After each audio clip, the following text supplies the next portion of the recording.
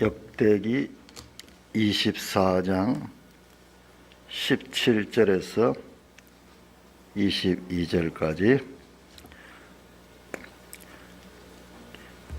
역대기 24장 17절. 여호야다가 죽은 후에 유다 방백들이 와서 왕에게 절하며 왕이 그들의 말을 듣고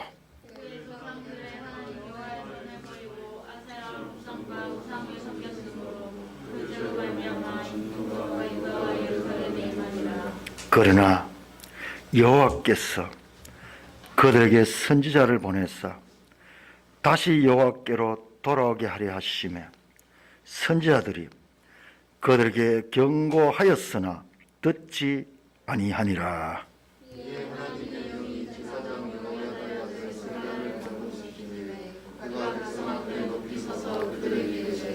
하나님이 같이 말씀하시기를 어찌하여 여호와의 명령을 구하여 스스로 율법하지 못하게 하셨지. 너희가 여호와를 불렀으므로 여호와께서 너희를 부르시느냐. 무리가 함께 꾀하고 왕의 명령을 따라 그를 여호와의 전 뜰 안에서 돌로 쳐 죽였더라. 요아스 왕이 이와 같이 스가랴의 아버지 여호야다가 베푼 은혜를 기억하지 아니하고 그의 아들을 죽이니 그가 죽을 때에 이르되 여호와는 감찰하시고 신원하여 주옵소서 하니라.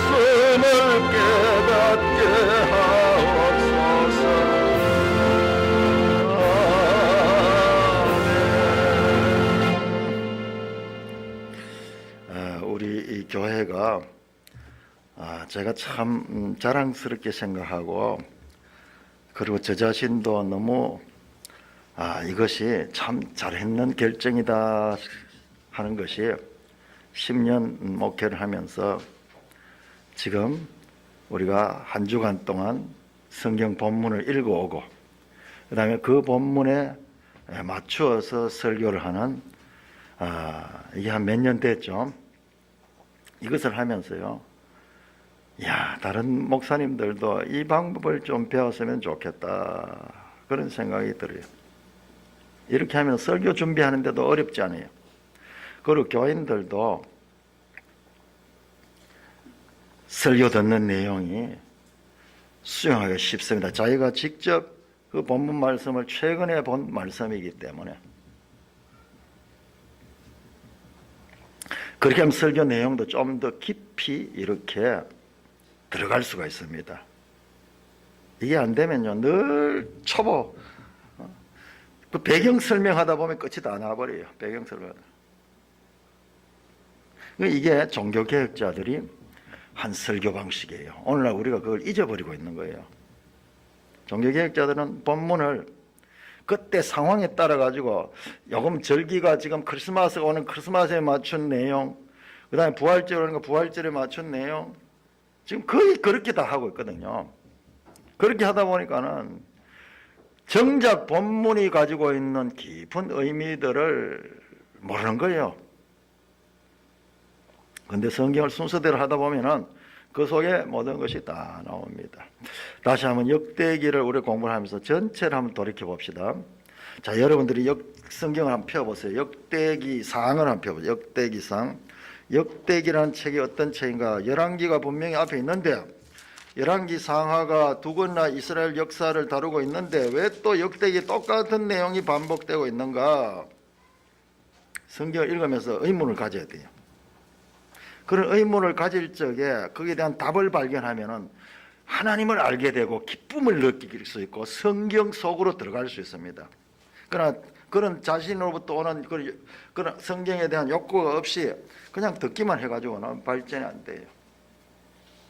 똑같은 말씀도 어떤 사람은 큰 은혜를 받고 어떤 사람은 그렇지 못한 그 이유가 뭐냐? 본인의 마음 자세다. 똑같이 씨를 뿌리는데 그 씨가 어디에 떨어지느냐에 따라 가지고 결실을 맺는 곳이 있고 맺지 않는 곳이 있다고 예수님께서도 말씀하셨죠. 자, 역대사항을 펴면 역대사항은 1장에서 9장까지가 족보예요. 족보. 무슨 족보냐? 족보도 그냥 족보가 아담부터 시작돼. 아담부터 성경 전체 내용이에요. 아담부터 시작한 1장 1절에 보세요. 아담, 셋, 에노스 이러면서 창세기 나오던 족보들이 나옵니다. 9장에 가면은 9장까지 쫙 족보가 이어지고요. 9장에 가면은 이제 마지막 9장 마지막에 사울 왕의 족보가 나와요. 35절에 9장 35원 조상 여일은 기본의 거주하였으며 그의 아내 이름 마가라 그의 맏아들은 압도니와 그의 술과 기스와 바알과 넬과 네답과 쭉 하면서 39절에 기스는 사울을 낳고 사울은 그러면서 사울이 그러니까 이스라엘 초대 왕 사울이죠. 다윗 이전에 그 사울의 족보가 나오고 10장부터는 10장에는 사울이 죽고요. 11장부터 시작해서 이제 사울을 이어서 다윗이 왕이 되잖아요. 그래서 다윗이 왕이 되고 그 다윗에 관한 기사가 29장 마지막 장까지가 전부 다윗 기사예요. 다윗 기사. 그만큼요. 역대기에서는 다윗이 중요합니다. 다윗이 기초예요. 성경이 우리에게 뭘 말씀하려고 하는가? 그냥 의미 없는 역사의 나열이 아니라 의미를 가진 역사를 우리에게 가르쳐 줍니다. 다윗 이야기가 자세하게 나오고 다윗이 성전 위한 준비를 하는 것, 그 다음에 성전의 제사장들, 레인들이 해야 될 그런 직무들을 맡기고 이런 내용까지 자세히 나오고요. 그래서 다윗 이야기가 나오고 역대하 돌아오면은 역대하 1장에부터 돌아오면은 이제 다윗이 죽고 솔로몬이 왕이 되는 다윗의 아들 솔로몬의 왕이 되는 이야기가 시작이 되어 가지고 솔로몬이 성전을 건축하는 이야기까지가 9장까지가 솔로몬 기사입니다. 9장까지가 자, 그래서 9장 마지막 29절부터 보면은 솔로몬이 죽는 이야기가 나와요. 그리고 10장부터는 솔로몬의 아들 르호보암이 그러면서 솔로몬의 아들 르호보암 기사로부터 이제 이야기가 나옵니다. 그래서 다윗 이야기가 역대상 전체를 차지하고 있고 그 다음에 솔로몬 이야기가 역대하의 9장까지를 차지하고 있고 이제 10장부터는 그 이후의 왕들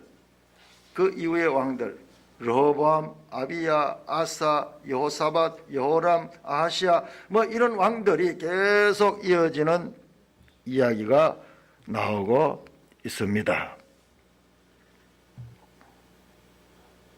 그 왕들 이야기 가운데서도 어떤 왕은 분량이 많아요. 그러나 어떤 왕은 분량이 좀 짧고 이런 차이들이 있어요. 특별히 17장에서 20장까지 나온 여호사밧 왕에 대한 기사는 가장 지금까지 나온 것 중에서 가장 길어요. 넉 장에 걸쳐서 그렇게 여호사밧 기사가 나왔습니다. 제가 지난 주간에 설교 내용이 뭐냐 그러면 이 여호사밧이 참으로 훌륭한 왕이었는데 여호사밧이 죽자마자 여호사밧의 아들 여호람 시대에 엄청난 권력 상쟁에 피비린내가 다윗의 후손들 즉 유다 왕들의 그와 같은 처참한 일들이 일어났습니다. 먼저 왕이 된 여호람이 자기 아우들 6명을 죽여버립니다. 그러니까는 저 외국 군대가 와서 또 여호람의 아들들을 죽여버려요. 그 가운데서 막내 아들 하나만 남고 다 죽습니다. 뿐만 아니라 22장 8절에서 9절에 북왕국 에후라는 사람이 등장해가지고 북왕국을 지금 다시 왕조를 무너뜨리고 에후 왕조를 세우면서 그 유다의 왕의 조카들을 그리고 신하들을 그리고 왕까지 죽여버립니다. 그렇게 되니까는 그 어머니 죽은 아하시아의 어머니가 아달랴인데, 아달랴가 누굽니까? 여호사밧 시대에 북왕국의 아합과 서로 혼인관계를 맺어가지고 남왕국의 왕비가 되었던 아달랴가 자기가 자기 아들 대신에 왕이 되어가지고 유다 왕국의 실을 모두 진멸해버려요. 22장 10절에 보면은 유다 왕국을 이어가는 사람은 다윗 후손이거든요. 다윗 계통만 왕이 될 수 있습니다.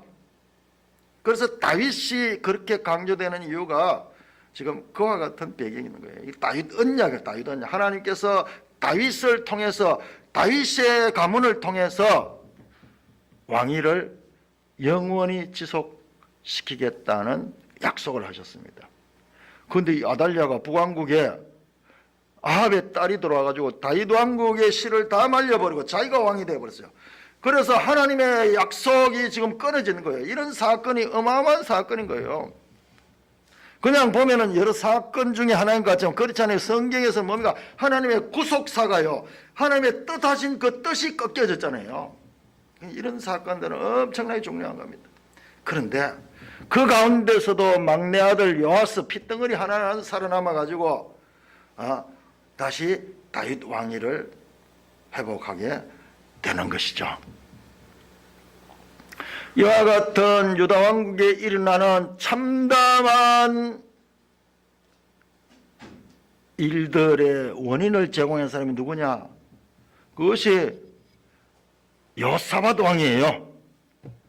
참으로 가장 훌륭한 왕이고 성군같이 보이는 그 왕이 18장 1절에 보면은 복선이 있다 그랬죠. 복선. 여호사밧이 부귀와 영광을 크게 떨쳤고, 문제는 그 다음이에요.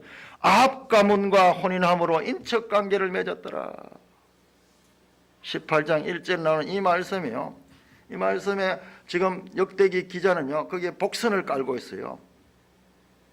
아합 가문과 혼인한 것, 이것이 결과적으로 어떻게 후손들에 가서 악영향을 끼치고 있는가를 지금 놓치지 않고 우리에게 전해주고 있는 것입니다.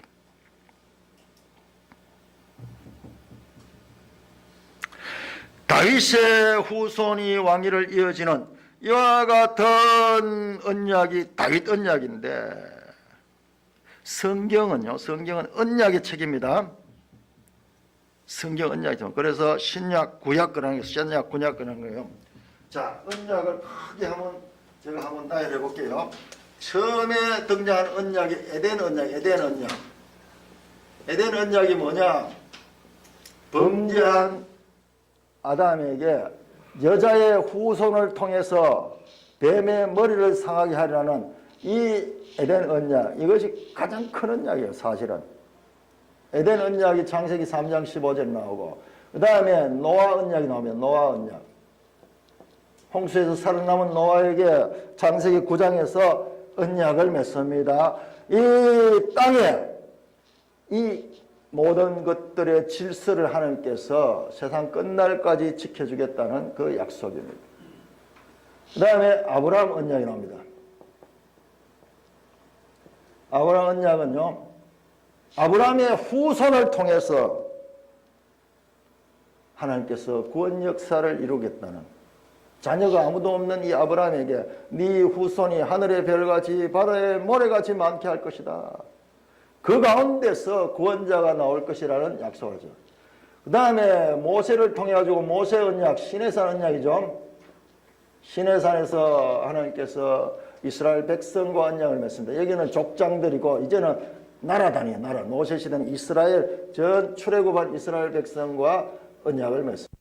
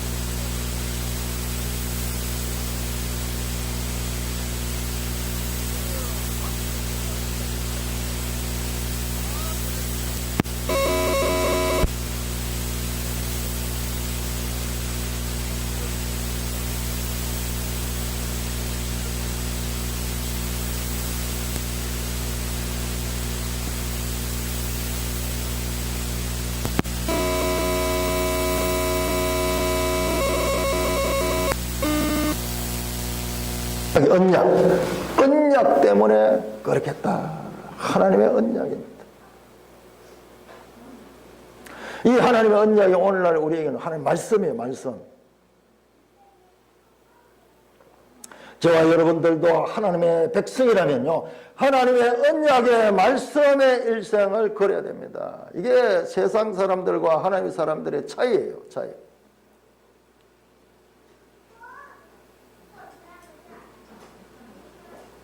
사람으로는 할 수 없다. 사람은 할 수 없다. 사람은 죄인이다. 이것을 알려주는 말씀이라 그랬죠. 자, 이것은 부정적인 그건 이야기인데,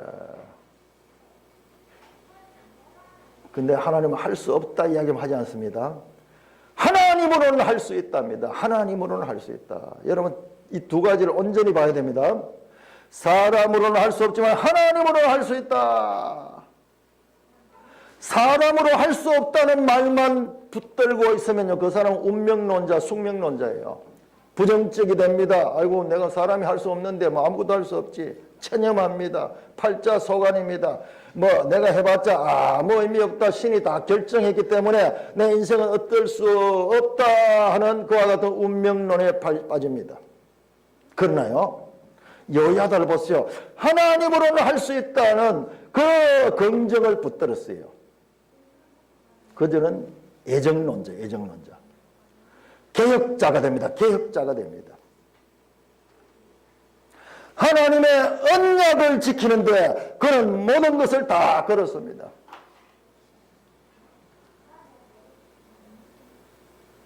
서구 사회가요, 지난 500년 동안, 여러분 서양이 원래 잘 사는 나라 아닙니다. 지난 500년 동안 서양이 발전했습니다. 그 전에는요, 그 500년 이전에 이 서양 중세 암흑시대, 모든 면에서요, 참으로 저조한 것과 같은 시대였어요.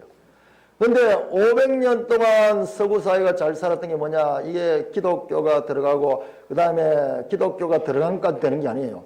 개혁주의, 칼빈 사상, 종교개혁이 일어나서 성경을 깨닫게 되면서부터, 성경의 사상을 알게 되면서부터 그 나라가 발전했어요. 왜? 하나님은 할 수 있다 여기를 붙들고 적극적인 사고를 가지고 할 수 없다가 아니라, 체념하는 그와 같은 종교가 아니라 하나님 안에서 할 수 있다는 그런 사고를 가지고 적극적인 사고를 가졌기 때문에 계속 발전하고, 그 발전이 또 발전을 낳고, 그러면서 개인주의가 개인이 발달합니다. 그러면서 계속 그 개인의 발달은 또 다른 사람께 영향을 끼치고 이러면서 서양이 인류 역사의 문명을 선진국으로 그렇게 선도하는 그런 결과를 가지게 된 것입니다. 이것이 바로 믿음으로 사는 겁니다.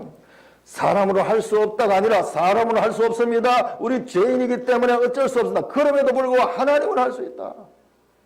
근데 사람이 어떻게 하나님으로 할 수 있는데 참여할 수 있는가? 여러분, 그것이 바로 신약의 신약, 그리스도 안에서 그리스도의 연합, 사도 바울의 말씀을 보면 전부 그리스도 안에서 너희가 구속함을 있고, 그리스도 안에서 택정함을 있고, 그리스도 안에서라는 말이 그냥 늘 이게 깔려 있어요. 늘 깔려 있습니다. 그래서 우리 그리스도인들은 두 가지입니다. 인간의 한계를 느낀 동시에 하나님 앞에 나갈 적에, 하나님의 말씀 앞에, 하나님의 언약 앞에 나갈 적에는 우리는 할 수 있다. 불가능이 없다. 하나님이 함께 하시면 할 수 없는 것이 없다. 그래서 적극적인 그와 같은 삶을 살고, 그래서 서구 문명이 세계를 선도하는 문명이 된 것입니다. 자, 여호야다가 자, 23장 16절부터 다시 한번 봅시다. 16절.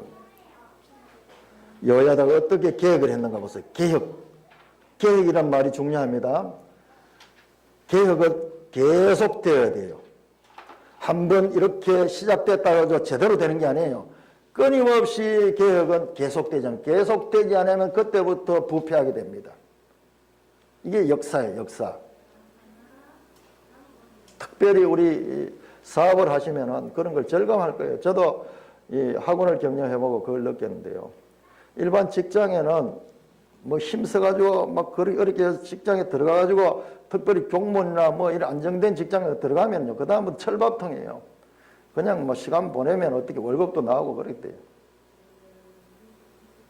근데 개인 사업을 해보면은 그걸 계속 유지한다는 게 참으로 쉽지 않아요. 끊임없이 개혁해야 되고, 경쟁 가운데서도 그렇게 이 살아내기 위해서는 연구해야 되고, 또 소비자들의 반응을 봐야 되고, 이러면서 연구를 계속 개혁해 나가요. 안주하면 안 돼. 그렇게 사업하는 사람들은 그렇게 세월을 보다 보면 그게 체질화돼 버려요. 체질화돼가지고 되게 강한 사람이 돼버려요. 근데 그냥 월급제만 하고 이렇게 있던 사람들은요, 점점 나태하기 쉬워요. 끊임없이 그 가운데 자기 개발을 하지 아니하고 자기가 공부하면서 계속 발전하지 않으면요, 그 생활 속에서 그렇게 소시민으로 주저앉게 되는 거예요. 자, 여호야다가 언약을 세워서 어떻게 했냐. 16절, 언약을 세워 하나님의 백성이 되리라. 그렇게 백성과 왕 사이에 언약을 맺고요.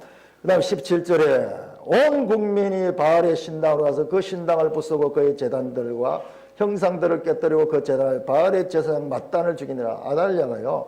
아달랴가 자기 그 이스라엘의 북이스라엘의 그런 그 바알 제사장들을 들고 와가지고 하나님 성전 안에 그 사람들이 지금 제사를 지내게 하고, 그리고 우상을 만들어 놓고 이랬던 그것을 다 제거합니다.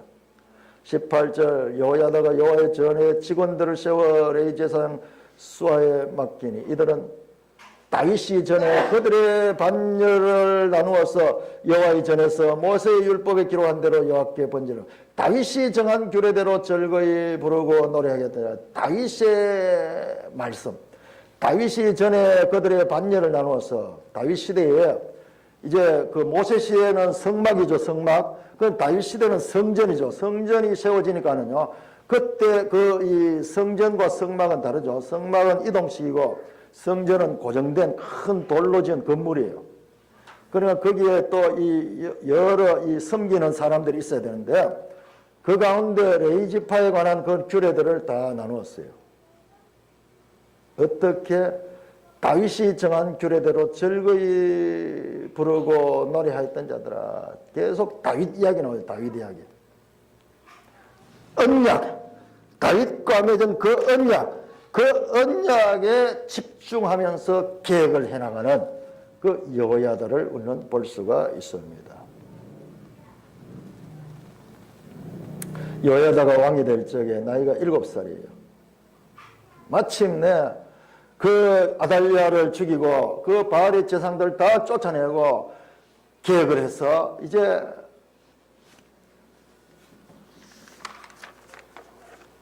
다윗의 후손 7살 된 요아스가 왕이 앉습니다. 그래서 매일 성경 제목을 보면요, 매일 성경 재건된 다윗 왕조, 이 말이 그 말이에요. 다윗 왕조가 없어져 버리는 거예요. 하나님의 언약이 끊어져 버리는 거예요. 6년 동안.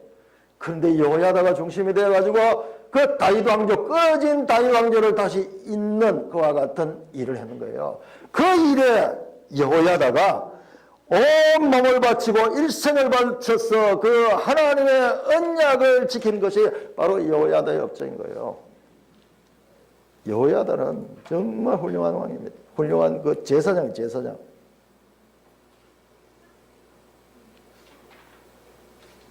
이렇게요, 이렇게 여호야다는 하나님과 다윗의 언약을 기억하고 그 언약을 위해서 일생을 바쳤습니다. 그래서요, 여호야다는요, 여러분 역대기에서 유일하게 왕이 아닌 사람이 왕의 묘실에 장사 지내게 됩니다. 자, 그렇게 해서 이제 여호야다가 계획을 하고, 그래서 7살짜리 요아스를 왕위에 세우고, 이제 다시 다윗 왕조는 재건되었습니다. 자, 그러면 이제 고생 끝 축복의 시작이겠습니까? 아닙니다. 여러분, 인생은 그런 게 아니에요. 끊임없이 우리 계속 살아있는 건 움직여야 돼요. 움직여야 돼요. 그냥 이제 다 됐다 하고 있는 때부터, 그때부터 무너지기 시작합니다. 자, 24장 2절. 자, 다시 우리 지난 주간에 복선을 봤는데 여기 또 복선이 나와요. 자, 우리 성경을 보면서 역대기가 어떻게 구성되었구나, 묘미를 발견해야 돼요. 성경에 묘미가 나옵니다. 여기 또 복선이 나와요. 복선이. 24장 2절 시작.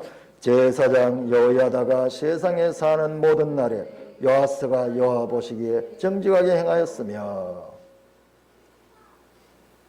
여기 여러분들 좀 두렵지 않습니까? 이제는 뭔가 단서가 있어. 요아스가 여호와 보시기에 정직하게 행했다 하는 건 좋은데 언제 제한이 있어? 여호야다가 세상에 사는 모든 날에, 여호야다가 있을 때는 요아스가 정직했습니다. 뭔가 좀 애감이 심상찮죠? 앞에 요사밧도 그랬고, 계속 성경에 보니까 이 복선이 있어. 창세기에서도요, 그 요셉이 채색 옷을 입었더라 할 때 하면 거기에 복선이 깔렸어요. 앞으로 이 채색 옷 때문에 어떤 사건이 일어날 것인가? 아니나 다를까 24장 17절 24장 17절 시작. 여호야다가 죽은 후에 유다 방백들이 와서 왕에게 절하며 왕이 그들의 말을 들었다. 여호야다가 죽고 나니까는요, 그 유다 방백들이 왕에게 절했다. 뭐 충분히 있을 수 있는 일이죠. 그런데 여기에 엄청난 내용이 있어요. 지금까지 기다리고 있던 여호야다 때문에 숨을 죽이면서 저 영감 빨리 죽지 않는가, 저 영감만 죽으면은 우리가 이 왕을 마음대로 이용할 수 있을 텐데 하면서 정치 모략꾼들이 있었던 거예요. 그러니까 여호야다가 죽으니까 갑자기 스프링 튀듯이 튀어와가지고 유다의 방백들이 왕에게 절하며 왕이 그들의 말을 들었다. 지금까지 여호야다가 있을 때와 다른, 그래서 하는 것이 뭔가 보세요. 18절 그의 조상들의 하나님 여호와의 전을 버리고 성전을 버려버리고 아세라 목상과 우상을 섬겼으므로 그 죄로 말미암아 진노가 유다와 예루살렘에 임하니라. 역대기에는요, 진노가 금방 일어납니다. 명확하게 보여줍니다. 하나님을 떠나면은 진노의 징계를 받고 하나님께 순종하면은 전쟁에서도 이기고 복을 받는 이야기가 그냥 흑백 논리로 선명하게 드러납니다.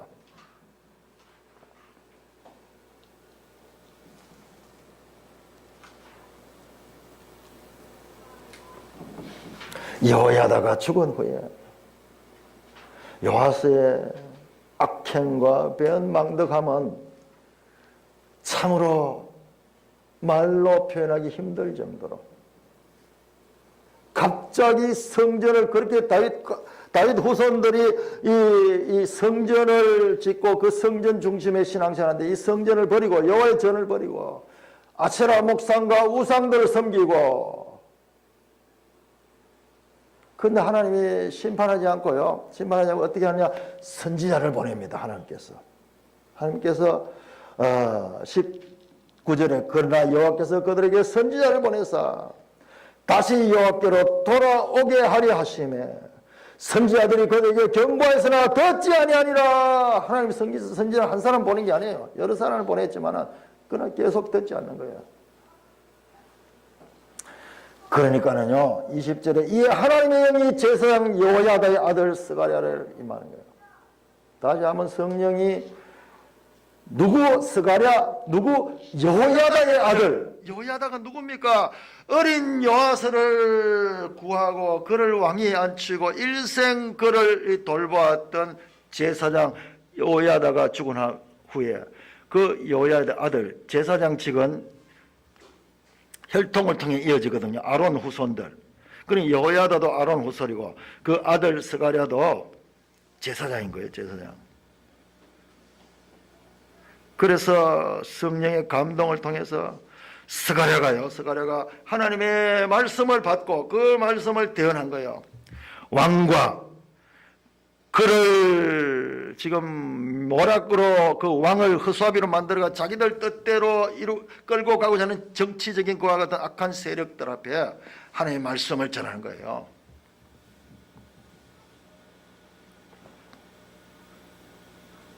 그가 백성 앞에 높이 서서 그들에게 이르되 하나님이 이같이 말씀해 너희가 어찌하여 여호와의 명령을 거역하며 스스로 형통하지 못하게 하느냐 하셨나니 너희가 여호와를 버렸으므로 여호와께서 너희를 버리셨느니라 하니까는요. 21절부터 무리가 함께 깨하고 그 방백들 그 무리들이 모여가지고 함께 뜻을 모아 정치적 작당을 해가지고요. 어떻게 하느냐? 왕의 명령을 따라 왕의 명령을 받아가지고 그 다음에 그를 어떻게 돌로 쳐 죽입니다. 어디서? 여호와의 전 뜰 안에서. 이들은 무법자들. 성전 안에서 사람을 죽이면 안 돼요. 여러분 자세히 보시면요, 여호야다가 아달랴를 죽일 때 성전 안에서 죽이지 않고 성전에서 밖에 내가지고 성전 바깥에서 죽였습니다. 성전에서 살인해서는 안 돼요. 그런데 이들은요, 이 말씀 하나가 얼마나 이들이 무법한 자들인가. 아니 그렇게 은혜를 입고 여호야다의 이 도움을 받았던 그 요아스가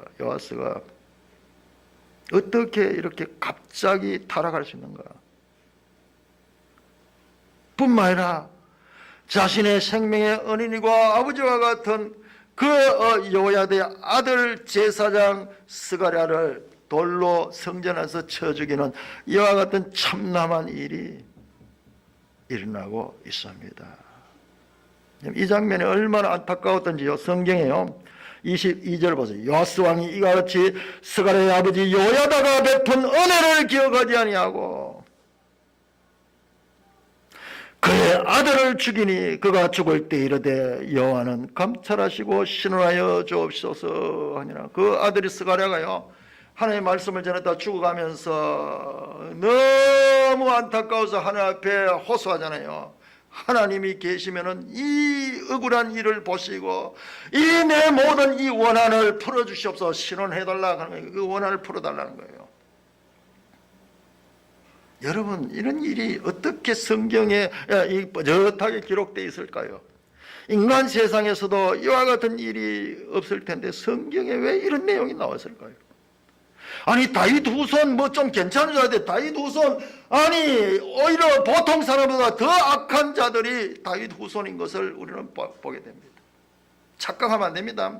여러분 북이스라엘 사람들은 지금 현재도요, 자기들은 바로 유대인들이기 때문에 우리는 선택받은 백성이라고 하는데 성경이 선택받은 백성이 지금 이 자들이에요. 이 자들. 그들은 성경이 보여주는 것을 보지 못하고 자기들의 주관적으로 우리는 하나님의 택함을 받은 민족이라는 자기 중심적인 생각에 사로잡혀서 아직도 자기들이 가진 정체성을 모르는 거예요. 우리는 선민이기 때문에 너희들하고 달라. 우리는 이렇게 거룩한 백성들이야. 극하고 있는 거예요. 극하고. 아니 그 내용을 보라고요. 내용. 그 유다 백성들 가운데서도 다윗의 후손이면 왕 중에 왕이고 가장 중요한 그 유다의 지파인데 그 지파가 하는 짓을 보라고요.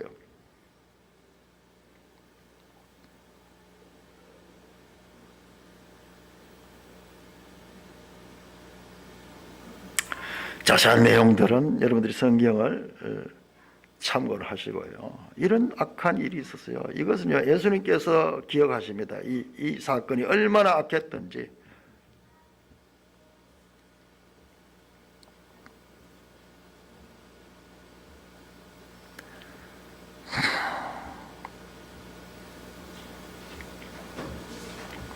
우리 마태복음 23장 한번 보세요. 마태복음 23장.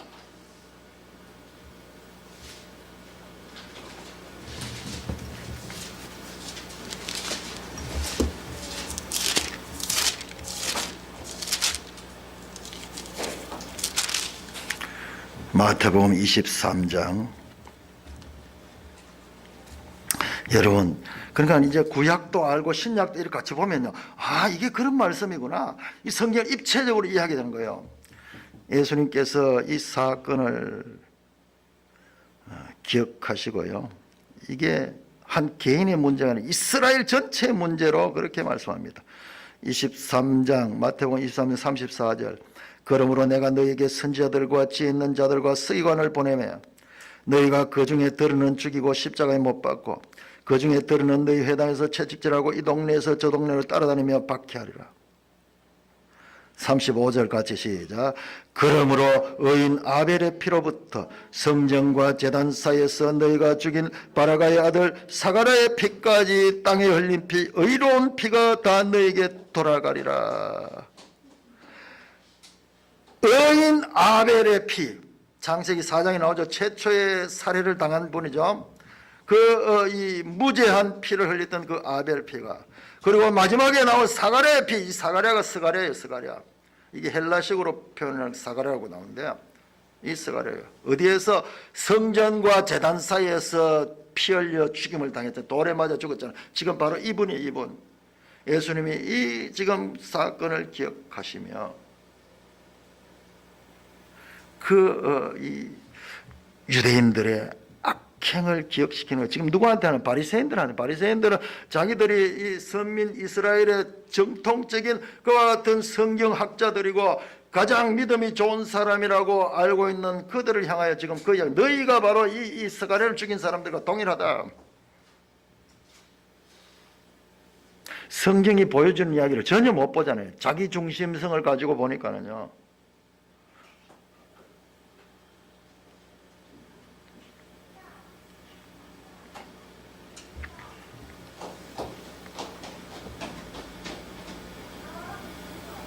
이 요사밧은 제사장이면서 왕의 묘실에 묻히게 되었습니다.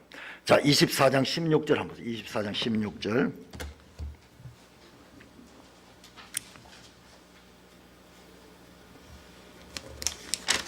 이사장 16절. 무리가 다윗성 여러 왕의 묘실 중에 장사하였으니 이는 그가 이스라엘과 하나님과 그의 성전에 대하여 선을 행하였습니다.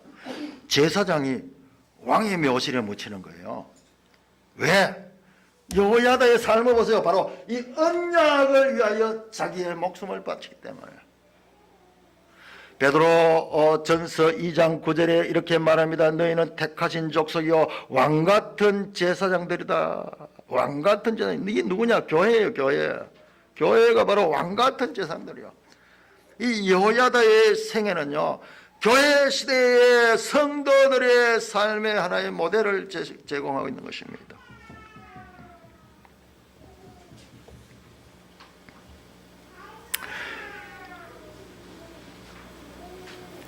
이 악행을 행한 요아스, 그 요아스는 그의 신하들에 의해서 살해당합니다. 그의 신하들에 의해서 살해당합니다. 자, 우리 지도책 181쪽을 합니다. 181쪽 지도. 우리 이 지도책은 정말 귀한 책이에요.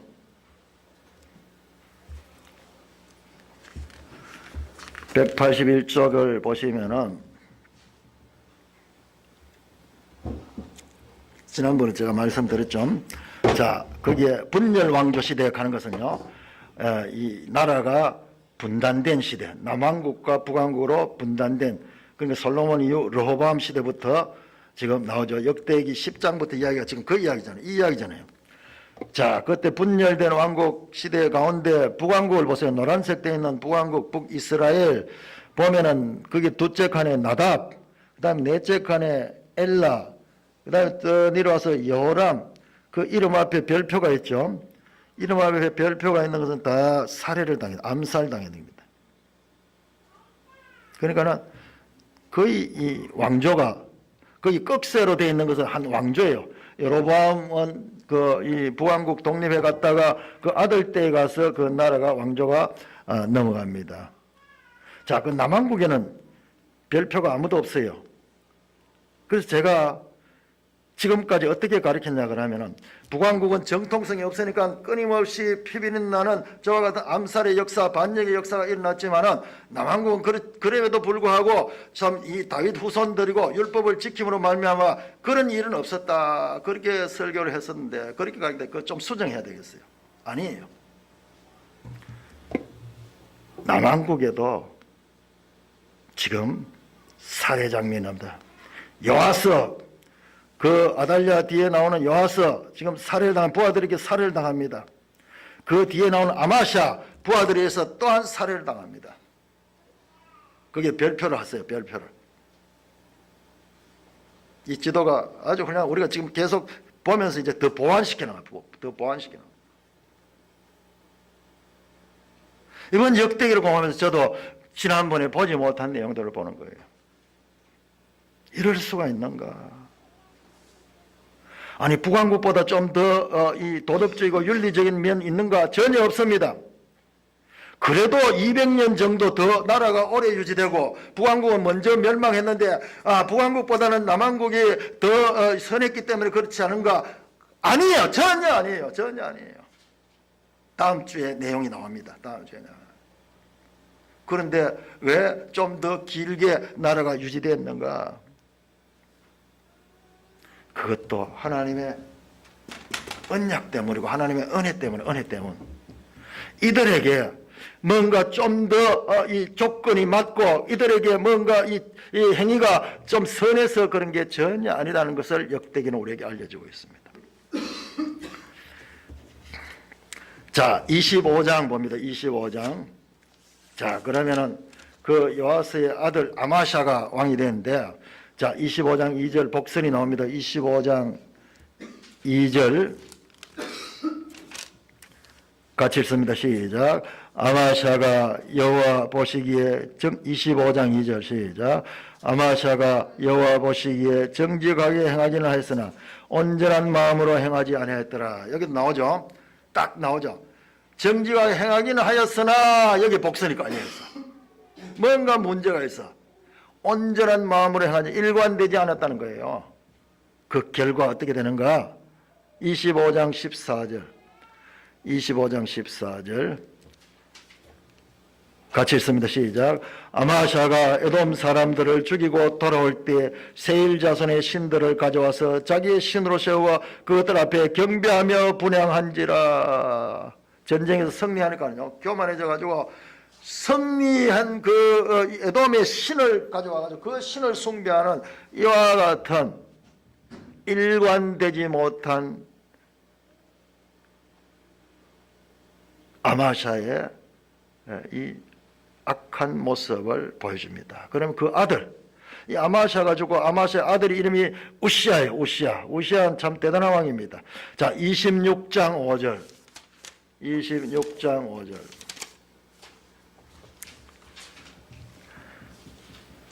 자, 이제 성경을 읽는 묘미를 이제 발견합니다. 26장 5절 시작. 하나님의 묵시를 밝히 하는 스가랴가 사는 날에 하나님을 찾았고 그와 여호와를 찾을 동안에는 하나님이 형통하게 하셨더라. 여기도 이제 두렵잖아요. 단서가 있잖아요. 언제? 선지자 하나님의 묵시를 밝히 하는 선지자 스가랴가 살아있는 날에 그때는 그가 하나님을 찾았다. 그리고 그 하나님을 찾을 동안에는 그가 형통했다. 이 말에는 이제는 거기 복선이 있어가지고 그 스가랴가 죽고 난 다음에는 어떻게 할 것인가? 안나 다를까? 26장 16절 26장 16절 시작. 그가 강성하여지매 그의 마음이 교만하여 악을 행하여 그의 하나님 여호와께 범죄하되 곧 여호와의 성전에 들어가서 향단에 분향하는지라. 이 우시아 왕은 대단한 왕입니다. 우시아 왕 새벽 제가 자세히 설명을 하는데요, 그때 당시에 영토를요 다 그 솔로몬 시대 영토를 회복하고 정말 그 이 세상적으로 훌륭한 그 왕이었어요. 그렇지만요 그가요 강성해지니까는 마음이 교만해지고 외적들은 다 물리쳤는데 내부의 적에 자기 자신한테 이기지 못하는 거예요. 교만은 멸망의 선봉이다. 자, 제가 계속 이야기해서 역대기는 신약을 향하고 있다. 신약은 마음 문제예요. 마음. 우리 마음 속에, 굳은 마음 속에 성령이 들어와서 부드러운 마음, 살 같은 마음, 하나님의 영이 우리 속에 들어와서 우리를 변화시키는 거예요. 그 필요성. 와, 사람으로 할 수 없구나. 이렇게 훌륭한 왕도 이제 강성해지니까 교만해지고, 교만해지니까는 악을 행하는구나. 그래서 문둥병 걸려 죽잖아요. 자, 우리 지난 주간에 이 왕들의 모습을 통해서 우리는 왕들의 죄악상을 보게 됩니다. 누구나 마찬가지예요. 누구나 마찬가지. 저와 여러분 마찬가지입니다. 끊임없이 하나님의 말씀으로 자신의 삶을 계속 수정하면서 잘못된 길로 갔다가도 말씀으로 돌아오고 이와 같은 것을 날마다 반복하지 아니하면은 그는요 나중에는 돌이킬 수 없는 길로 가게 된다는 것입니다. 시편 4편의 4절에 이렇게 말씀합니다. 악인은 그의 교만한 얼굴로 말하기를 여호와께서 이를 감찰하지 아니하신다 하며 그의 모든 사상에 하나님이 없다 하더라. 자기가 강성해지는 거 하나님 없는 거예요. 하나님이 어디 있어? 지금까지 다 내 힘으로 해왔지. 착각이야.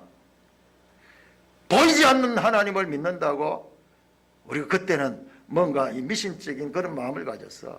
그때 그게 아니야. 내 힘으로 이겼어. 이 교만한 마음이 들은 교만한 마음. 결국은 하나님이 없는 거예요. 그의 사상은 하나님이 없다는 거예요.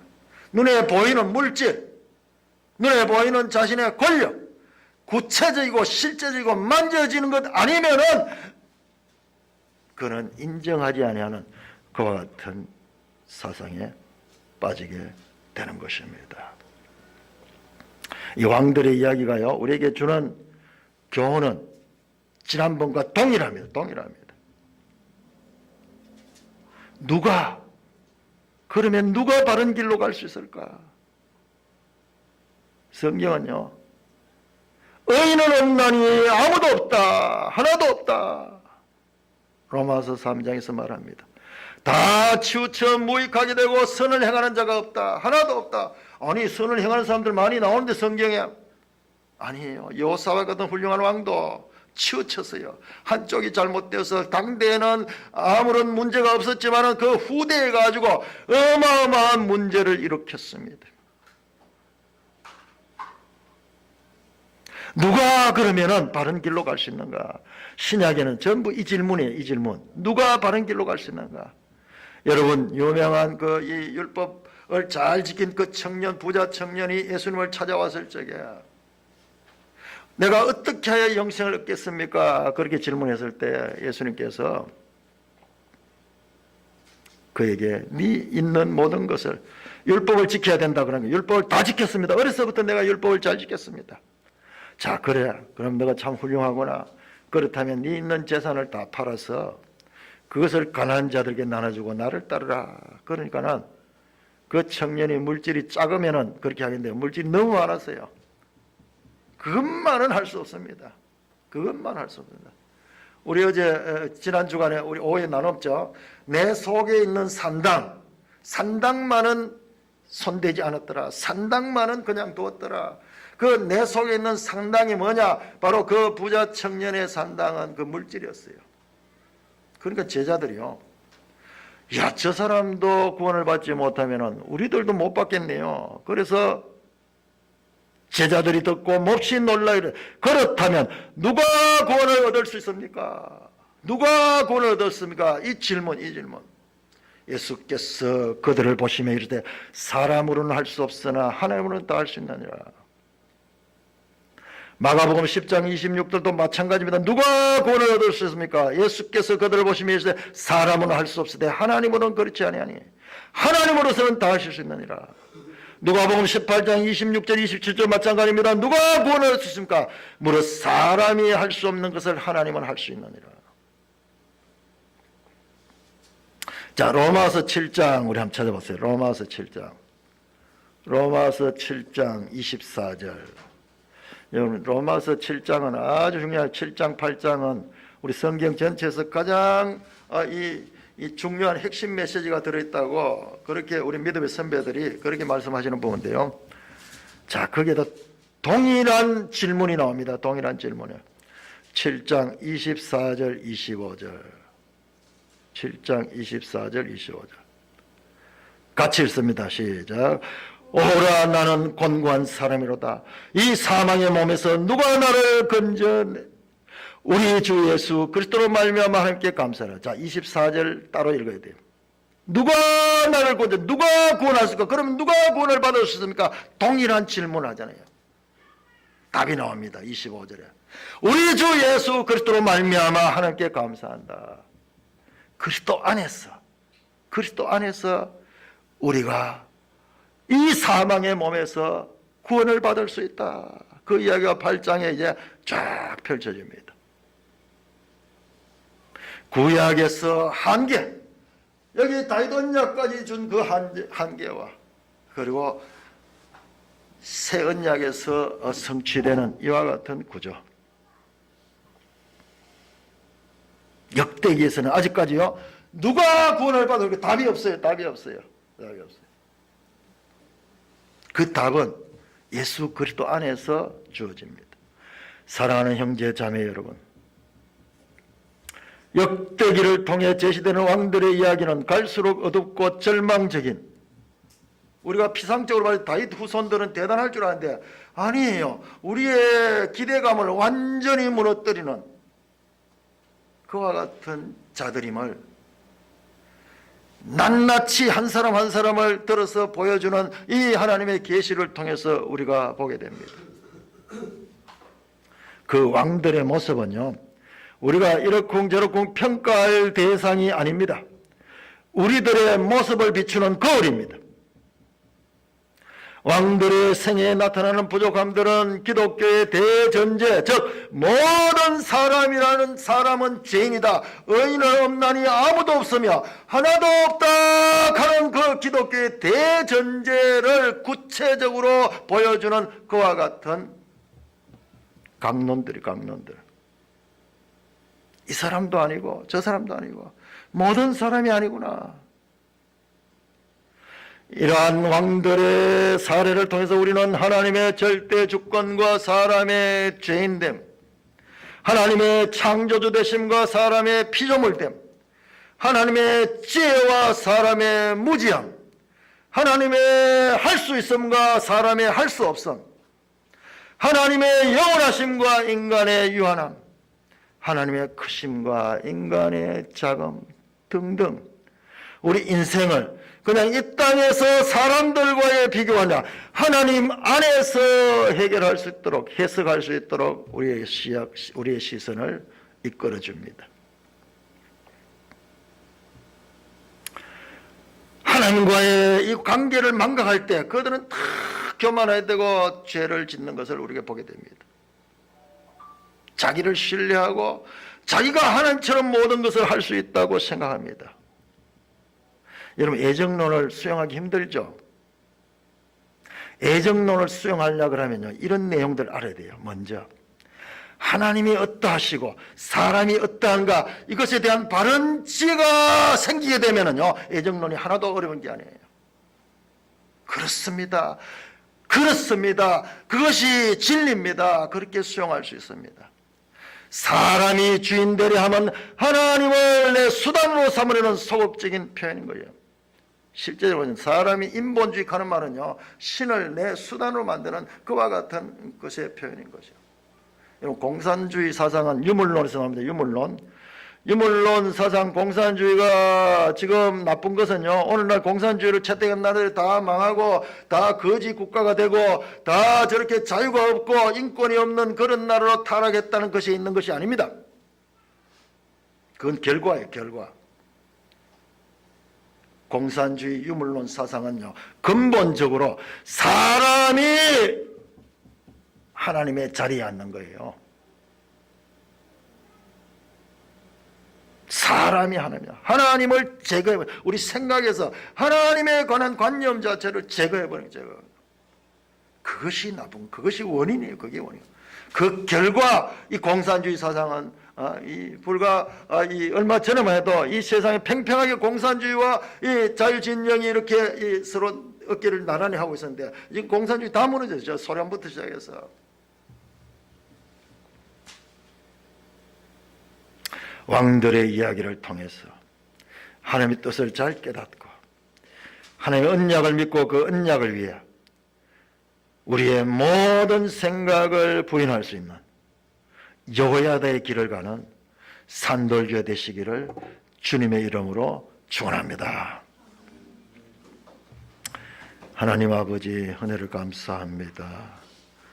자세하게 한 사람 한 사람 다윗 후손들의 사례를 통하여서 다윗도 자기가 잘나서 그런 것이 아니라 하나님의 은혜를 입고 하나님의 택함을 입어서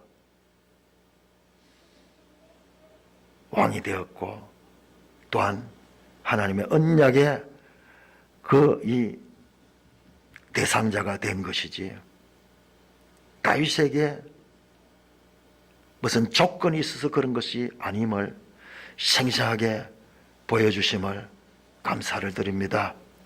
아버지 하나님, 그런데도 불구하고 우리는 자꾸 생각하기를 뭔가 어떤 다윗에게 뭔가 있는 것 같고 여호사밧에게 뭔가 있는 것 같고 그렇게 생각하면서 하나님이 우리에게 보여주시고자 하는 것은 보지 못하고 내가 보고 싶은 것만을 보려고 하는 이와 같은 죄성이 있음을 다시 한번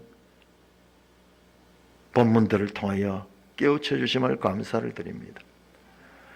우리가 성령의 도움을 받아 성경이 지금 이 말씀을 왜 우리에게 하는 것을 제대로 깨닫고 그 성경에 우리의 모습을 비춰보며 우리를 수정할 수 있는 지혜로운 자들 되게 하여 주시옵소서.